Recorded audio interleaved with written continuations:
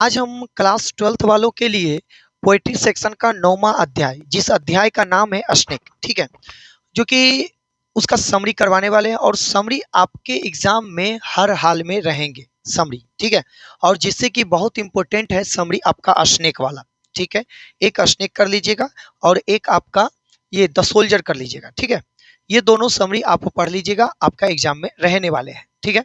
तो the soldier का भी हम वीडियो बना चुके हैं, आप जाइए डिस्क्रिप्शन में, वहां पर रहेगा, या फिर आप जा सकते हैं, आप वीडियो के आप उसमें खोज सकते हैं, ठीक है। और हाँ, हर हर दिन जो है क्यूज होता है और टेलीग्राम पर क्यूज होता है। उसके बाद लाइव क्लास 8 बजे चल रहा है। 25 तारीख से आपका हिंदी व्याकरण स्टार्ट होने वाला है। तो सारे के सारे जो हैं जाइए चैनल सब्सक्राइब कीजिए और उसके बाद डिस्क्रिप्शन में जाकर के टेलीग्राम में आप ज्वाइन हो जाइए, ठीक है। तो चलिए चलते हैं। सबसे पहले समरी, समरी इसका सारांश होता है स्नेक का, ठीक है।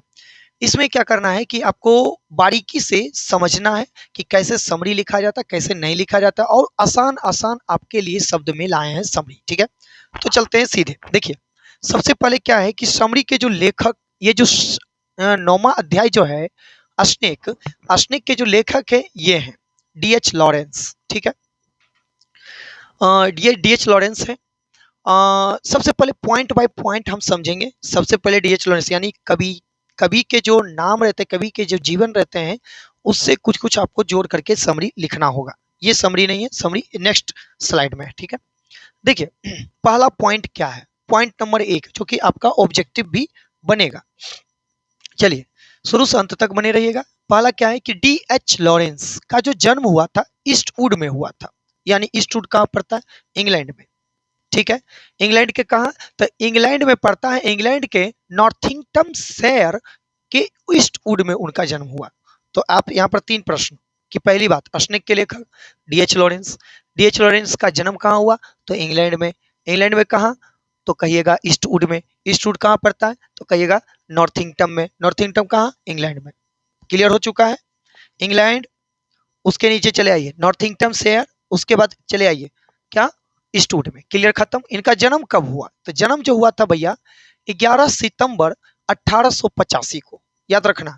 18 सितंबर, सॉरी 11 सितंबर 1885, ठीक है। कहाँ जन्म हुआ? इंग्लैंड में। इनकी मृत्यु की अगर हम बात करें तो मृत्यु जो हुई थी भैया 2 मार्च 1930 को हुआ था। क्लियर हो गया, खत्म। यानी 1885 में जन्म हुआ और 1930 में इनकी मृत्यु हो गई। उनका पूरा नाम अगर हम बात करें, डी से क्या होता है, एच से क्या होता है, तो डी से होता है डेविड, एच से होता है हर्बर्ट, एल से यहाँ पर तो डी.एच. लॉरेंस, तो डेविड हर्बर्ट लॉरेंस, याद रखिएगा। कभी कभी दे देता है कि डी.एच. लॉरेंस का पूरा नाम क्या है, तो डी से डेविड हर्बर्ट लॉरेंस, ठीक है। David Herbert Lawrence, David Herbert Lawrence, ठीक है। दूसरा पॉइंट क्या याद रखना है? दूसरा पॉइंट आपका इंपॉर्टेंट है कि वे एक अंग्रेजी उपन्यासकार थे, यानी नोवेलिस्ट, एक कवि थे, एक नाटककार के साथ साथ निबंधकार, साहित्यकार, आलोचक और चित्रकार भी थे। देखिए एक व्यक्ति के अंदर कितना कितना गुण आ गया। ऐसे ही गुण व्यक्ति महान नहीं होता है।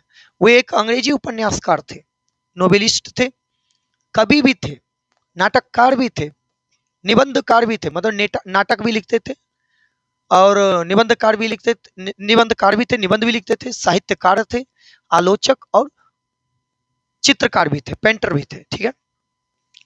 तीसरा पॉइंट क्या है आपके लिए? बड़ा ही अच्छा पॉइंट है कि वे अपनी विनम्र और शिक्षित माँ, इनकी माँ जो थी शिक्षित थी और बड़े ही विनम्रता से बर्ताव करती थी, किसी से भी बात करती थी, ठीक है। और शराबी पिता, और पिता क्या थे? शराबी। वास्तविक बात है, जीवन का सच्चाई है कि अगर पत्नी अगर अच्छी हो तो पति बिगड़ैल में निकलेगा, अगर यदि पत्नी बिगड़ैल हो तो पति अच्छा निकलेगा।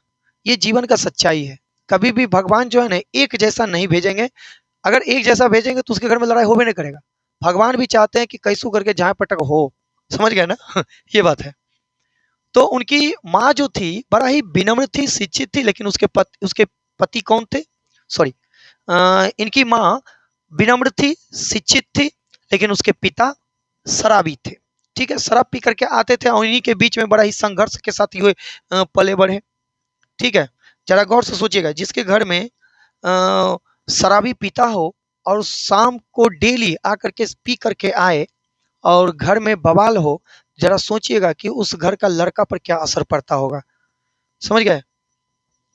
क्या वो ठीक से पढ़ पाता होगा? और फिर भी वो संघर्ष करके, है ना, संघर्ष करके जो है वो पूरी तरह से नाटककार, उपन्यासकार और निबंधकार, साहित्यकार, आलोचक और चित्रकार बने। ठीक है, इसीलिए कहते हैं भैया, चाहे कतनो परिस्थिति हो, कितना हो मुसीबत आ जाए, आपको रुकना नहीं है, झुकना नहीं है, आगे बढ़ते रहना है। इसलिए ना कहते हैं पुष्पा कभी झुकता नहीं।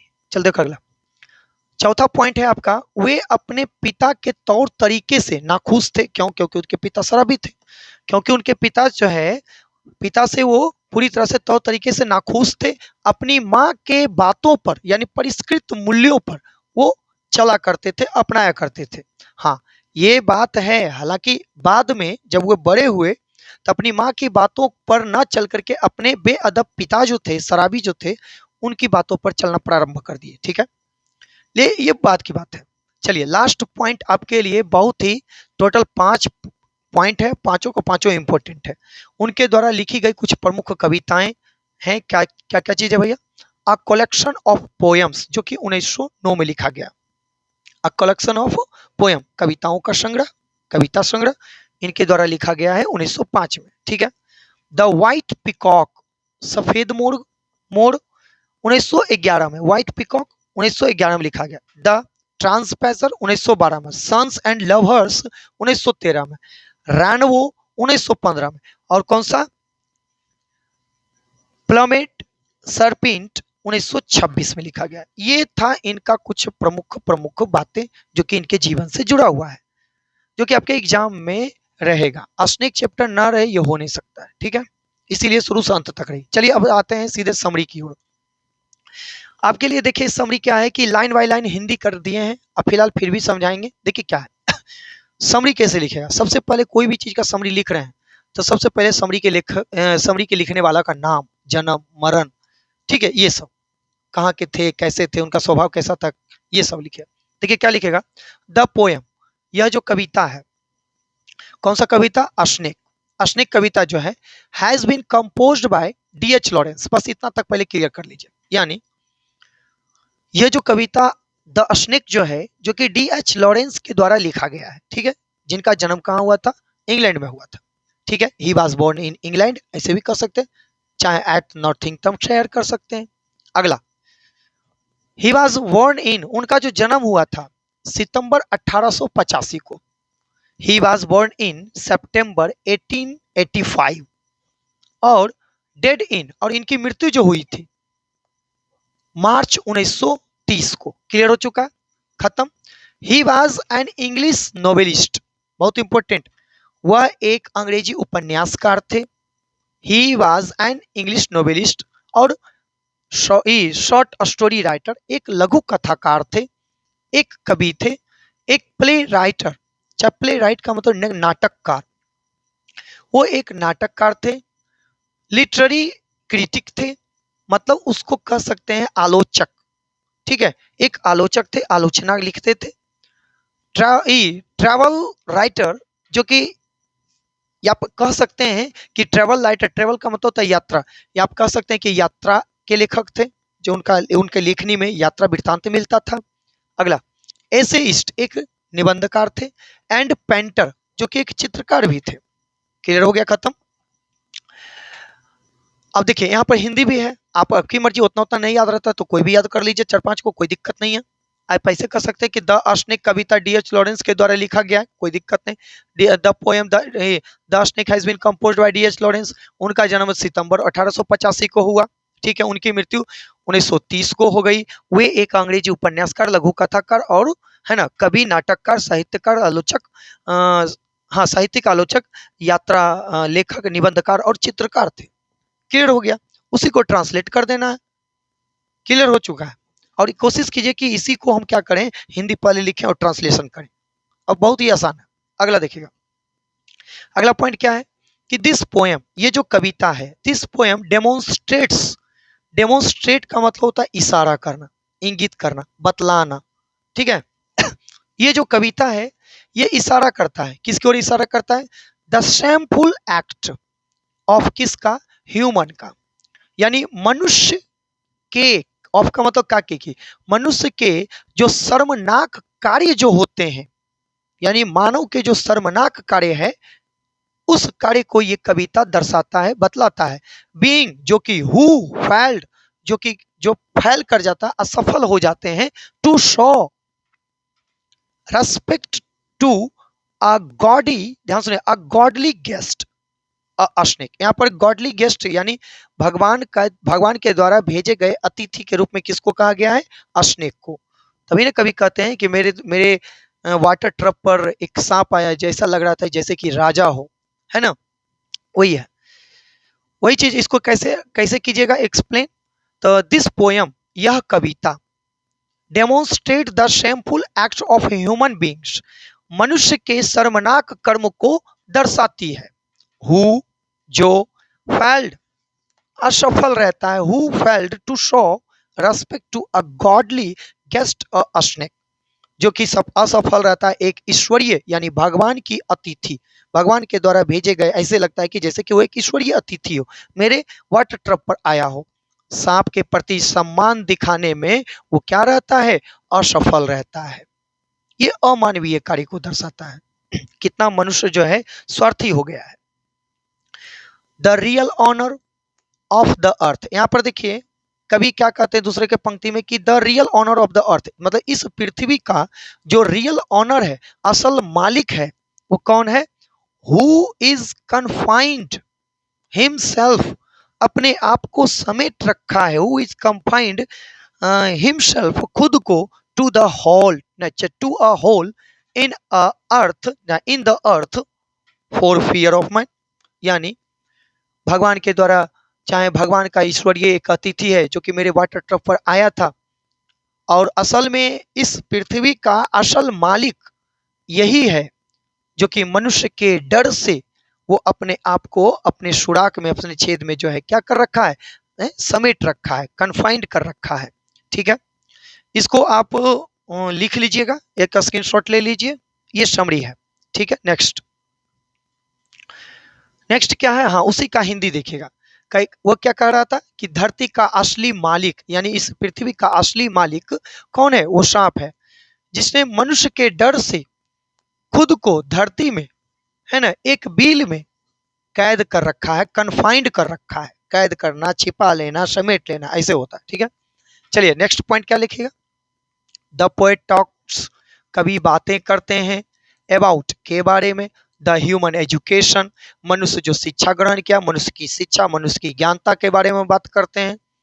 ठीक है, कवि जो है यहाँ पे मनुष्य की ज्ञानता के बारे में बात करते हैं, कहते हैं कि द प्रिवेलेड इज सिसली, सिसली यहाँ पर जगह का नाम है, कवि का जहाँ पर घर है, मतलब वहां पर नहीं, कविता में जो कविता का घर है, कवि का घर है, ठीक है, वो है सिसली में है।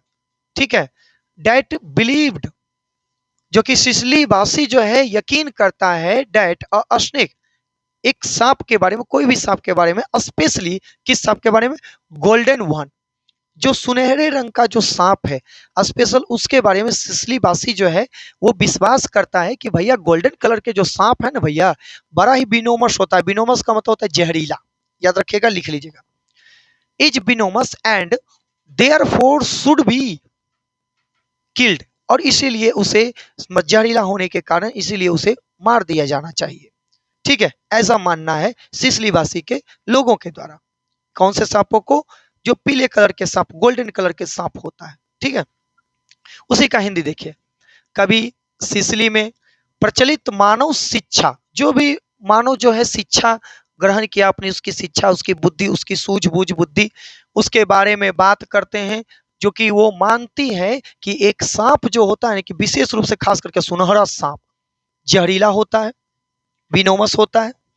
ठीक है, और इसीलिए उसे मार दिया जाना चाहिए, उसे मार दिया जाना चाहिए, ये कहता है। अगला लिख लीजिएगा, आफ्टर ऑल, आखिरकार, human beings have learned practically nothing more than to ill treat his honoured guest, आखिरकार मनुष्य ने व्यवहारिक रूप से अपने सम्मानित अतिथि के साथ बुरा व्यवहार करने के अलावा और कुछ भी नहीं सीखा है।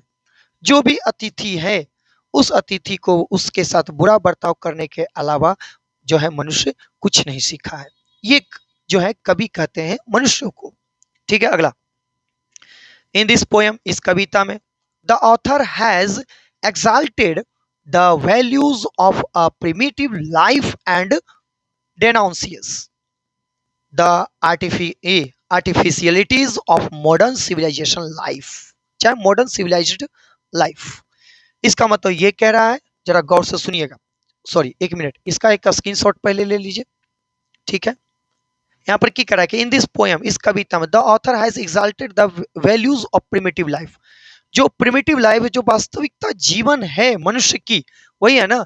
इस कविता में लेखक ने प्रायोगिक जीवन, वास्तविकता जीवन जो हम प्रायोगिक करते रहते हैं किसी भी चीज के, प्रायोगिक जीवन के मूल्यों को बढ़ाया है और आधुनिक सभ्य जीवन की कृत्रिमताओं को अस्वीकार कर दिया है। जो हमारे बीच आधुनिक है, जो भी हमारे बीच प्राकृतिक है, उन सभी को हमने क्या किया है, हटाया है। और जो भी चीज है, जो भी अप्रायोगिक जीवन है, उसको हमने अपनाया है।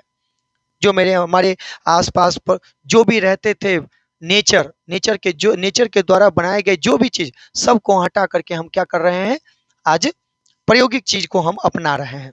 आज पहले पहले पहले क्या होता था कि हवा खाने के लिए पहले बाहर निकलते थे, खेत खलिहान इधर उधर, लेकिन अब हवा खाने के लिए ठंडी हवा है, तो अब ठंडी हवा के लिए पहले मनुष्य जो है पीपल के पेड़ के नीचे रहा करता था, घूमता था नीम के पेड़ के नीचे, इधर उधर बाग बगीचा में, लेकिन अब जो है एसी का प्रयोग करने लगा, प्रायोगिक जीवन जीने लगा है।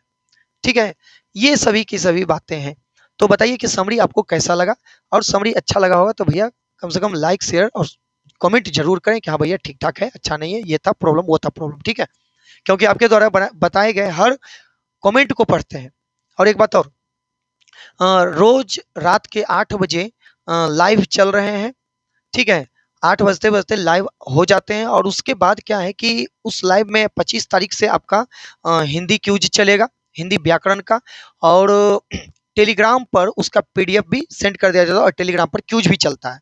ठीक है, टेलीग्राम पर क्यूज शाम के 7 बजे, और लाइव क्लास जो चलता है वो यूट्यूब पर 8 बजे। सारे के सारे जो भी चीज अगर पूछना चाहते हैं, आप जाइए इस वीडियो के डिस्क्रिप्शन में, इस डिस्क्रिप्शन में आपका टेलीग्राम का लिंक, यूट्यूब का लिंक, सारा का सारा मिलेगा। ठीक है, अब हम चलते हैं इसका पार्ट 2, यानी अगले भाग में। अगले भाग में आपका ऑब्जेक्टिव सारा का सारा इंपोर्टेड करवाने वाले हैं। आप लोग फिलहाल वेट कीजिए, इंतजार कीजिए। धन्यवाद।